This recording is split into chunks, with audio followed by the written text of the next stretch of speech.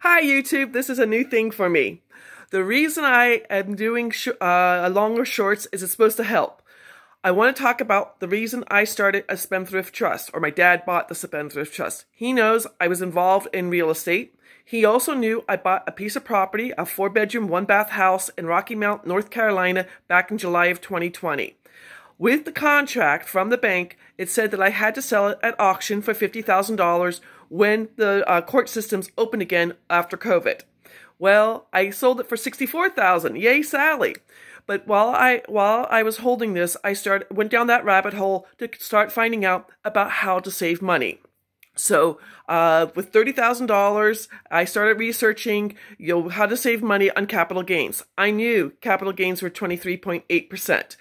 With me selling it and making $44,000, my capital gains were over $10,000, but I had put it into the Spendthrift Trust. I know y'all are asking, what is a Spendthrift Trust? So let me go over this. There are 5 very, very important words to go with the Spendthrift Trust. Number 1, it's irrevocable. That means it goes from generation to generation. Just like Nelson Rockefeller said, hey, own nothing but control everything.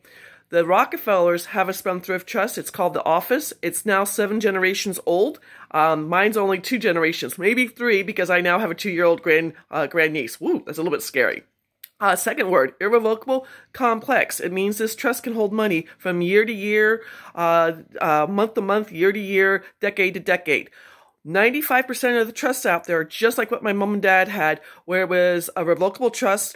It ended when they passed away. Just like Susie Orman talks about, when I finish paying 2022 taxes, that entire trust is going to be shut down. This trust will go from generation to generation. Talk about leaving a legacy. Irrevocable, complex, discretionary. So whoever is the trustee can make the rules. True story, I have a couple who have 5 apartment buildings in Los Angeles. Unfortunately, their daughter is involved in drugs and alcohol. They are requiring her to do 4 random drug tests a month, so they will pay for her living conditions. She took them to court. As soon as the judge saw that she was trying to sue for, they said it's a Spendthrift Trust. She's got to comply or not have her housing paid for. So irrevocable, complex, discretionary, non-grantor. This is what makes it so specialized. Someone who is never ever going to be a beneficiary, and someone hopefully you're not going to invest with, because people can turn on a dime. Trust me, I know. But it's going to be, I used a family friend. Roy set up the trust. I did have to have his social security number. He was okay with that. His social security number, and I did set up both a business trust and a beneficial trust. I'm only talking about the beneficial trust right now about capital gains. I do a lot more real estate. He had to sign his name 17 times for both trusts. Then he signed away.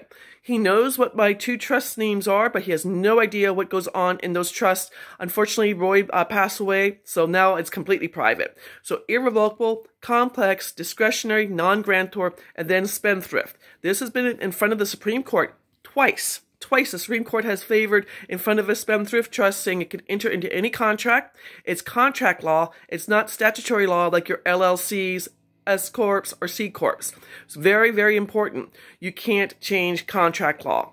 So with the trust, I'm not trying to crow, but I started it in mid-2021 with one of my notes that unfortunately didn't pay me during COVID. I had to do a forfeiture. Tennessee, that's why it's a forfeiture. I saved over $13,000 in 2021. What I'm doing so far in 2022, with all the real estate I'm doing, I'm going to be saving over $36,000 in capital gains. I am not anti-government. I want the government to do well, but I seriously have a problem paying 23.8% on what I'm doing because I'm a smart real estate investor. This also works with any investment. I don't care if you're in crypto, if you're in stock options, if you are crypto mining, if you're a day trader, if you're a futures trader. It works for any investment. The quote from the IRS says, almost anything you do, personal or investments, is considered a capital gain. That is extremely broad. And, again, well, if the rich can do this, I'm not trying to be political, but one of the persons I started researching was, at the time, Donald Trump, as he was running for president. When it came out, he only paid $750 in taxes. I wanted to know how. So, I went down that rabbit hole. You don't have to. I really think the Spendthrift Trust is needed, and everything else. My goal for the next 7 days, I'm going to post twice on YouTube. Each time I'm going to do a different story of a client. I'll only use first names because I want you all to understand how the Spendthrift Trust will help you in your investment deals, because everyone should know about this. Maybe you won't have one, that's your decision, but you should know how the rich save money because you should save it too. Thank you for listening to me. I hope y'all have a beautiful weekend. Take care.